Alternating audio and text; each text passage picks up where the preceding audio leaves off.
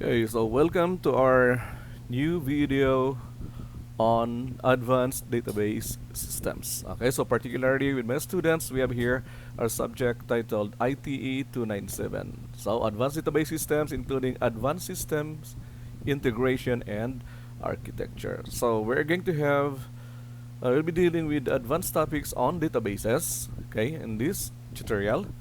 But first, we are going to have some review on some database concepts. Okay, so first, what is a database? A database is a structured collection of data. Okay, so a collection of data that can be easily accessed, managed, and updated. Okay, so take note of the term structured collection of data. So it is not just a collection of data, but it's actually a structured collection of data. And since because it is structured, so therefore it could be easily accessed and managed and also updated. So for those of you who are still new on databases, so it is just like a filing cabinet, but it is digital, where information is organized and stored for efficient retrieval and manipulation. So with the first two definitions that we have, so what I want you to take note is that it could be easily accessed, managed and updated, and efficient retrieval and manipulation. Why? Because it is actually a structured collection of data.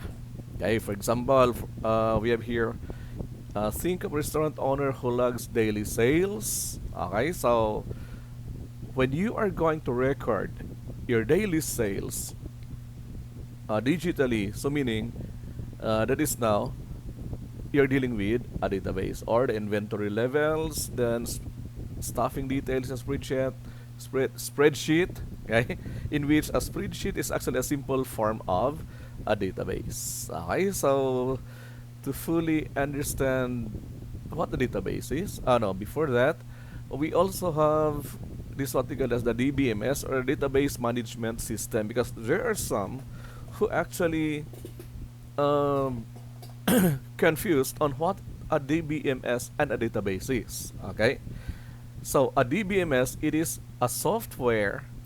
Okay, it is a software that allows users to create, define, manipulate, and manage databases. Okay, take note, it is a software. Okay, it is an application used to manage databases. Okay, so a database is a collection of data, and to manage that, we are going to use an application that is a database management system.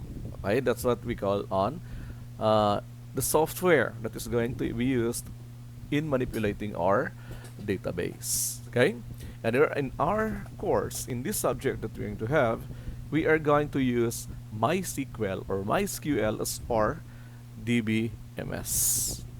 Okay, so I hope you can now differentiate what a DBMS is and a database. Okay, then for example, the structure of a database. So we have here a table.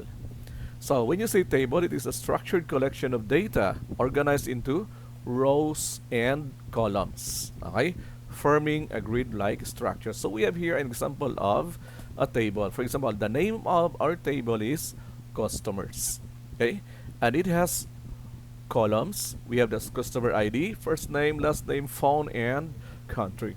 Okay, then we have rows. Rows is we have this one here. Okay, so a database could contain multiple tables. Okay, so just think now that a table is the exact location or object where we are going to store our data. Okay, so each of these here, for example, John, Doe, Luna, and so on, these are data. Okay, and they are stored in a database. Okay, no, table, I mean, specifically in a table. Then this data, each of these are data, each columns are data, and a collection of data is what we call as a record or a tuple or a row. It is a collection of data organized in a specific way. It is a row in a table. So each column contains a specific data, and each row represents a single record. So, for example, This one here is an example of a record. Example, 1 John Doe 817 blah blah USA. That is another record. So all in all, in this table, we have 5 records. Okay? So a table could also contain multiple records. Okay, so a database could contain multiple tables, and a table could contain multiple rows or records. Okay, then how are we going to manipulate our database? By using structured query language. Okay, so it is, as claimed by others, it is actually a programming language, but it only manipulates or intended only for databases. Okay, it can be pronounced either as SQL, spelling out each of the letter, or as a single word which sounds like SQL. Okay, so we could pronounce that as SQL or SQL. Okay, it allows us to query, update records, and define structures within a DBMS. Okay, so we are going to use a DBMS to manipulate a database. Okay, and the language that we are going to use, or the tool that we're going to use, is a SQL or a SQL. Okay, then we have the commands for SQL. Okay, so you have the DDL. First, you have the DDL, data definition language, deals with the defining of structure or schema of the database. So we have these common commands. So you have create, meaning it is going to create a database object. Okay, it could also create table, index, and views, in which we are going to discuss later on what are the indexes and what are views. So as of now, you already know what is a database, so we could now create a database and a table. Alter is to modify the structure of existing object. Particularly, we have the table. Drop is to delete. Okay, that is okay. You could drop a database or drop a table. Truncate is remove all records from a table. So the difference here is when you say drop, it is going to delete the table itself or the database. Truncate, it is just going to remove the records. Okay? Rename is to change the name. Okay? So we're going to have them later. So take note, these are the data definition language of SQL commands. Then we have the data manipulation language. Focuses on manipulating the data within our database. Okay, so we have the DML commands, insert. So when we add a new record or a row, then update to edit or modify, and delete is to remove data or record from a table. Okay. Then we have the DQL or the data query language. Retrieves select. Okay, so we have the command select. It is going to retrieve data from a database. Yeah, we are going to use it frequently to query specific columns or all data from a table. Okay, so we have the syntax. Okay, so I'm just going to advance here.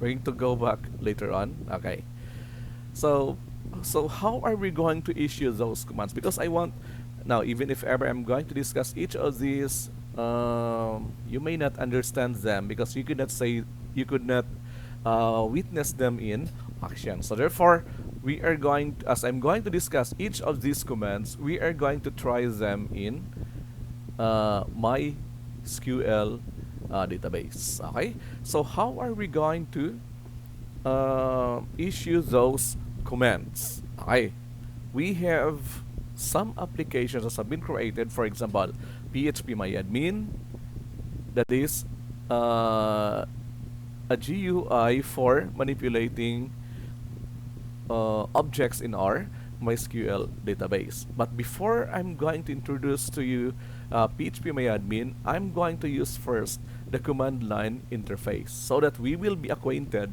with typing those commands. I want you to type so that you could actually learn or master those SQL commands. Okay, so we're going to use a command line interface. Okay, so I'm going to issue now command cmd for the command prompt. Okay, because we are going to use the command prompt when we are going to manipulate our MySQL database. Okay, so what we are going to do here is we are going to look for the installation of MySQL database. Now, if ever you have the package sump, okay, for example, sump, meaning our MySQL is saved in sump folder or database. No, directory. So what I'm going to do is I'm going to go first to the root directory by issuing now the cd command or change directory command \. I am in Windows, so therefore I'm going to use here \. Enter. So I am now in the root directory. Okay. Now I have here installation for sump. Okay. So cd means change directories. I am now inside sump. Okay. Now I'm going to issue the command dir so that I could display all contents of sump. Okay. We have here directories and files. So by the way, so that I can display only directories, so all directories /ad. So we have now only directories have been displayed inside sump. Okay, so inside sump I have my SQL here. Okay, so I'm going to get inside cd my SQL. Okay, so I'm now inside my SQL. So dir. So we are going to look for the MySQL executable file. So we don't have it here, so therefore now we could use the bat files, but I'm just going to go directly inside the bin folder or directory. Okay, so I'm going to git inside bin, enter. So I am now inside the bin directory. So dir. So I could see her now. Where is it? Okay, over here. I'm going to use mysql.exe. Okay, so this is the executable file so that we could open our CLI or command line interface. Okay, so first is we are going to log in. Okay, so how are we going to log in?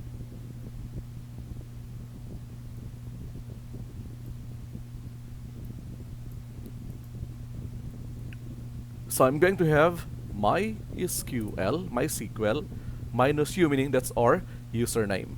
Okay, and the default username for the installation of the MySQL is we have root. Okay, minus p, by the way, is password.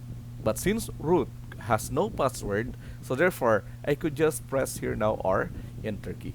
So when I press the enter key, it is now going to log in to MySQL. By the way, if ever you are wondering, it is MariaDB. Okay, MariaDB is actually a fork of or fork from MySQL. Okay, so therefore, even though it is on MariaDB, but all of the commands that we are going to use is actually compatible with MySQL because MySQL is now owned by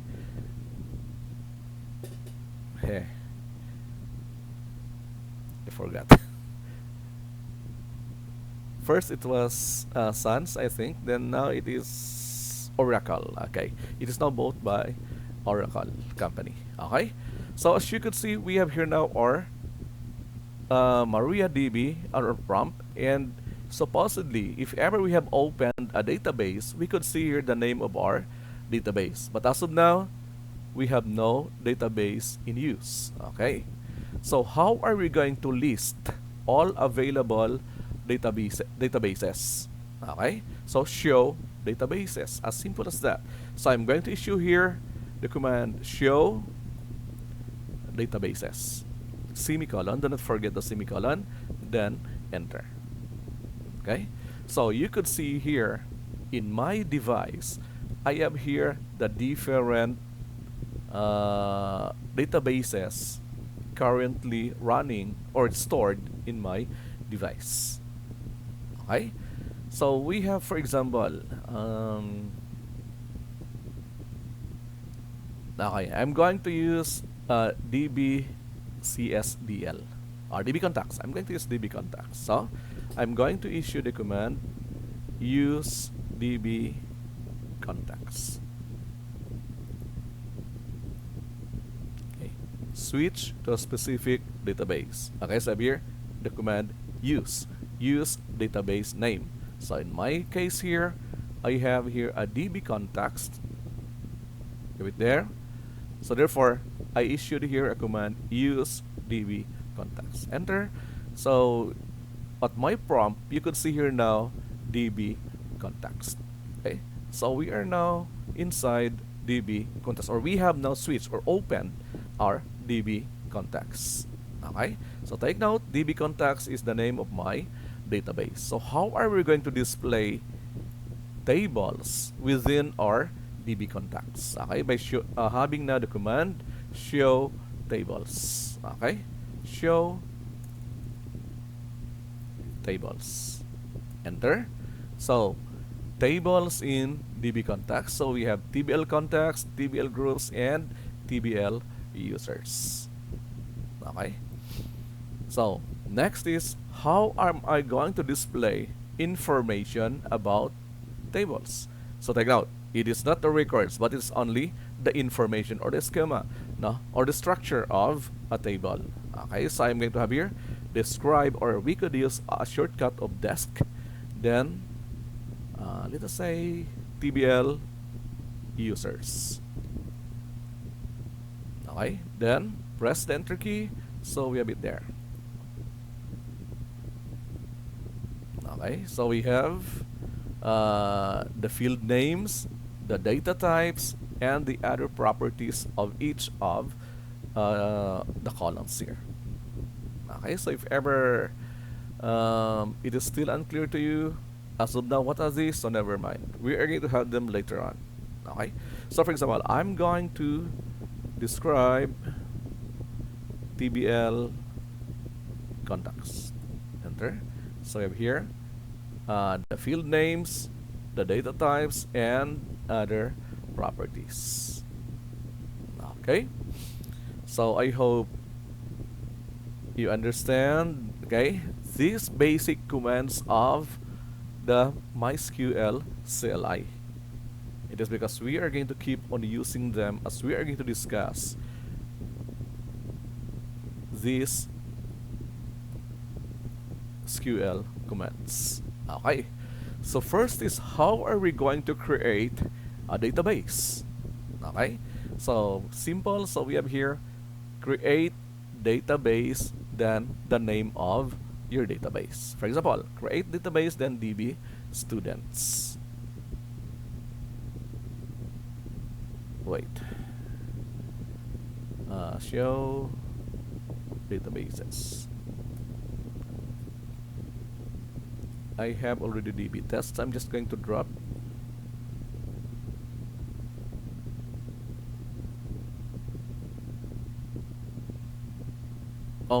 drop database DB test. Okay, never mind if you do not know yet what the drop is, no? So show, so we don't have now our DB test because I'm going to create the DB test. Okay, so following now the syntax here, create database, then the name of the database. So I'm going to have here create database, then DB test. So as you can see here, based on the names of my databases, I always have a prefix of DB, meaning this is a database, so that we could easily identify this object. Okay, by just looking at its name, we could know now this is a database. Why? Because I have a prefix here of DB, and my tables, I prefix them with TBL. Okay, so I'm going to press the enter key. So query okay, one row affected. So therefore there is no error. So therefore we have now created DB test. Okay, not test, but DB test. So I'm going to show databases. So we could see here now our DB test. Okay, so I'm going to open or switch to DB test. Okay, so I have issued the command use. Okay, enter. So you could see here now we have DB test. Okay, so as I'm going to show tables, it says empty set. Why? Because we have not yet created our table, any table in DB test. Okay, so how are we going to create a table? Okay, so we have here create table. So you have the keyword create table, then the name of the table. Okay, then inside the parentheses, so we are going to identify the column name and the data type. Okay, for example, create table persons. Okay, then we have the person ID with the data type integer. Okay, so if ever number, it is going to be int or integer. The last name for a varchar, meaning text, it is characters. Okay, so of length 255 and so on. Okay, so I'm going to show you first the other properties. Okay, so we have here also our auto increment field. Okay, so expanding now our create table command. So we have here create table persons. Then now, for example, I want the person ID to automatically increment its number every time we are going to add a record. So therefore, I have here a constraint or a property auto increment. Okay, so when you say auto increment, this column here is every time we are going to add a new record, even if we are not going to edit it or supply any value for the person ID, it is going to automatically increment its value. Okay, then if ever we have issued a primary key, an auto increment for that column, we must have to define it as our primary key. So this is one way on how are you going to specify our primary key. When you say primary key, this is a key that is going to identify, uniquely identify each record. Okay, so here I have defined person ID as my primary key. So as you can see here, primary key, then the person ID, and we have not null also with the last name, not null. So meaning it is going to look, it is going to require the user or whoever inputting the records, okay, or adding the records, that last name should always have a value. It should not, it is not null. Okay, so we have here, when you say the constraints, okay, so I have already an example in advance here. So when you say constraints, constraint, okay, so let us say a simple rule to be followed, no, when inputting records for this table. Okay, so we have here the common SQL constraints. So we have not null. Okay, a column is not null. So therefore, in this example that we have, only the column age can accept a null value, but the ID, last name and first name, they are constrained as not null. Unique ensures that all value in a column are different. Okay, so we have here unique, then the ID. Okay, we could not set last name as unique. It is because it is possible that there are records or persons that have same last name. Okay, so the only thing here that we could set as not null is actually the ID. Primary key, as I have already mentioned a while ago, it is a constraint that uniquely identifies its record in a table, and this is how are you going to supply it or specify it. Okay, then the default constraint used to set a default value for a column.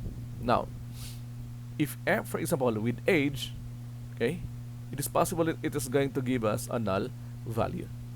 Okay, but for example, I have here a column city and I want it to have a default value. Even if the user is not going to supply a value for the city, it is going to have Sandnes as value.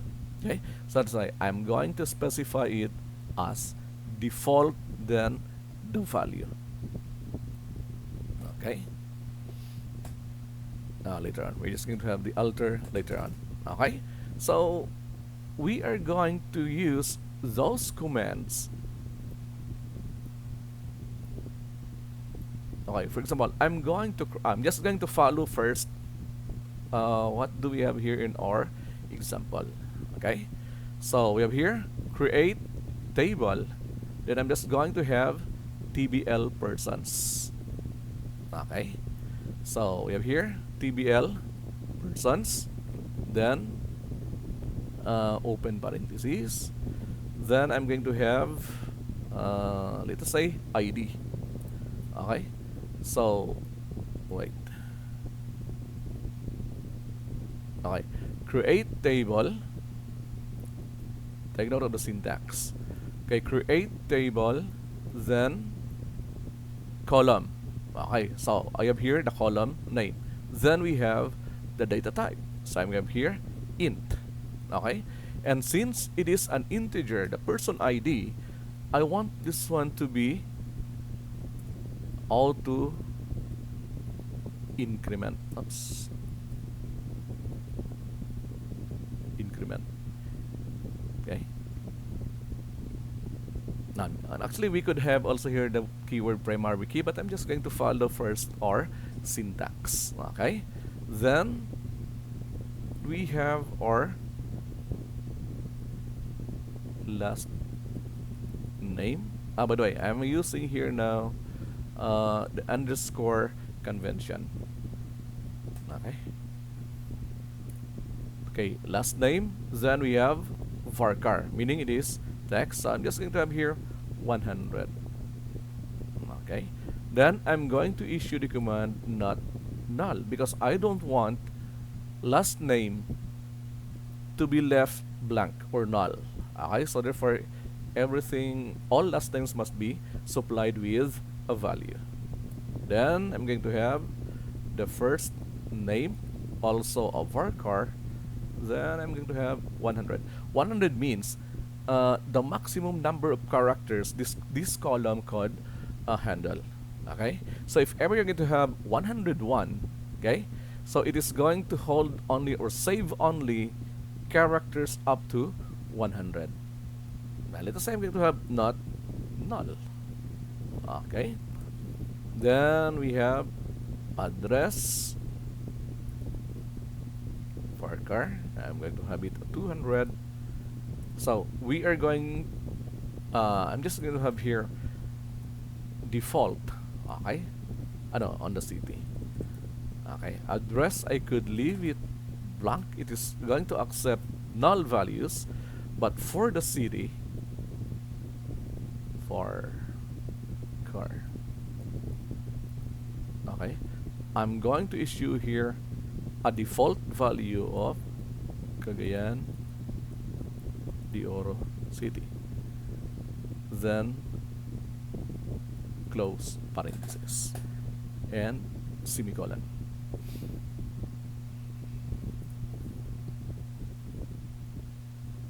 Oops.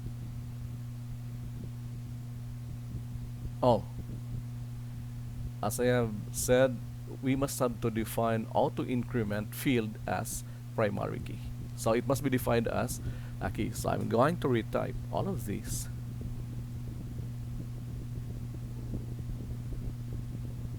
Okay, create table.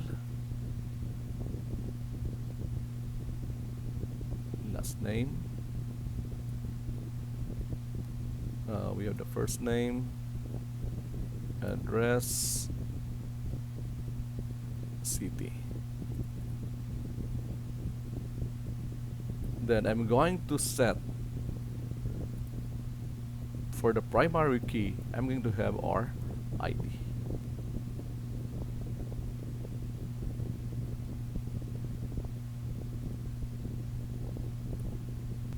Close semicolon. Okay, then enter. Oh, oh no, I forgot the comma. Oh no, comma here. Anyway, I'm just going to have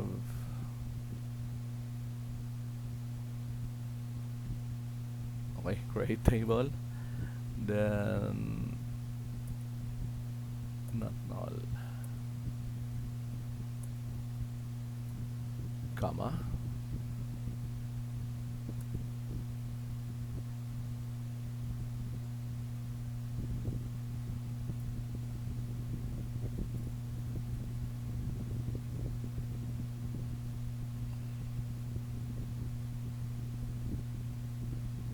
oh, then the primary key.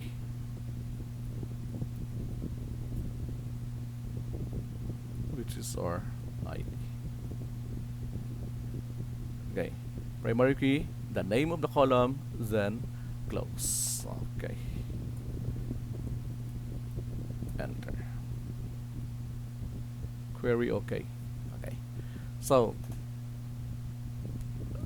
let us try to check if a table has been already created. Okay, so I'm going to have here show tables. Okay, so as you can see, we have now TBL persons. Okay, so you must be careful, by the way, just like what happened when I type. Okay, be careful of the commas. Okay, so this is how I'm going to create our table. Okay, so I'm going to issue the command desk then TBL persons.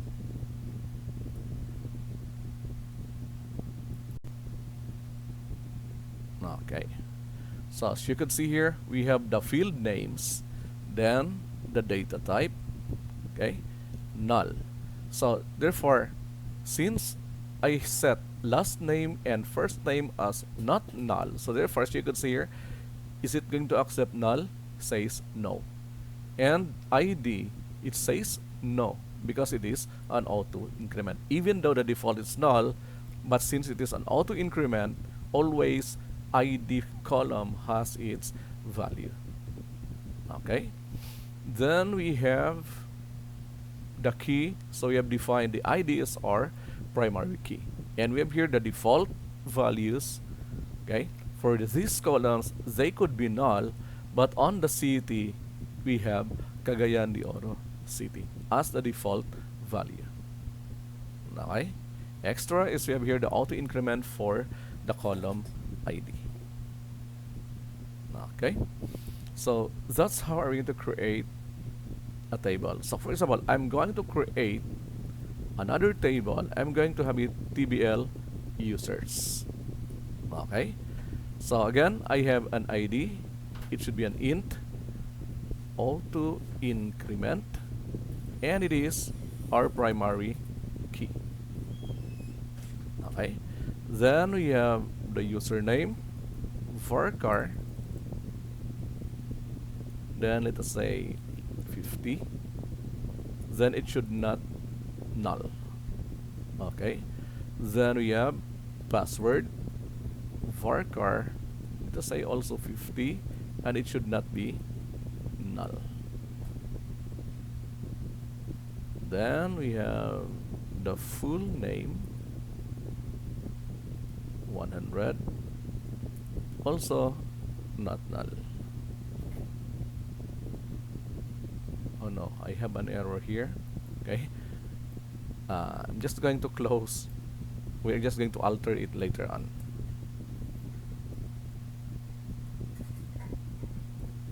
Okay,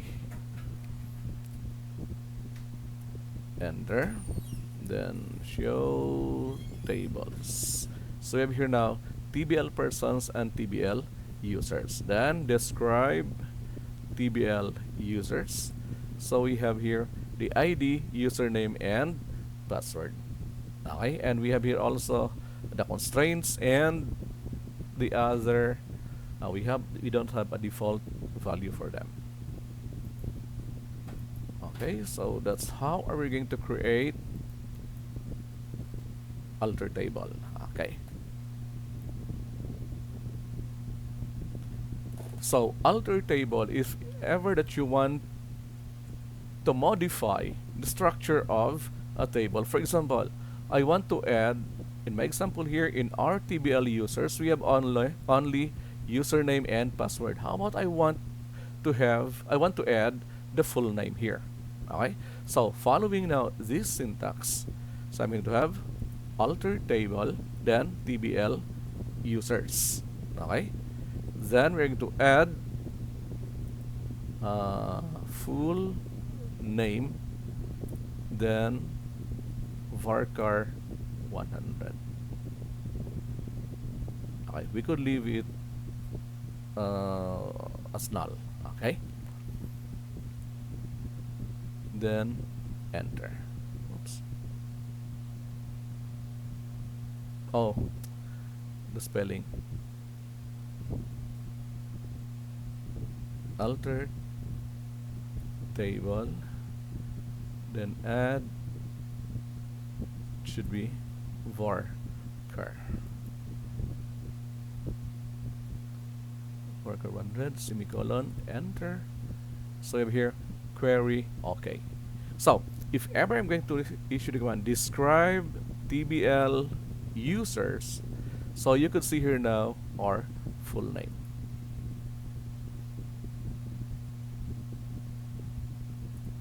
Okay, ID, username, password, and the full name. Okay, so that's alter table, then to add a column. Then how about if we want to drop a column, or meaning delete? Okay, so you have drop column, then the name of the column. Okay, so I'm going to add first a column, alter table, then add.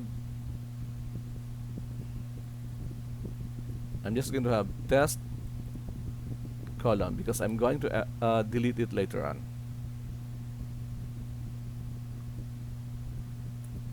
Okay, desk TBL users, so that is to display. So you could see here now we have our test column. Now I want to delete that column. So we have here alter table, then the name of the table, drop column, we have the column as keyword, then the name of the column.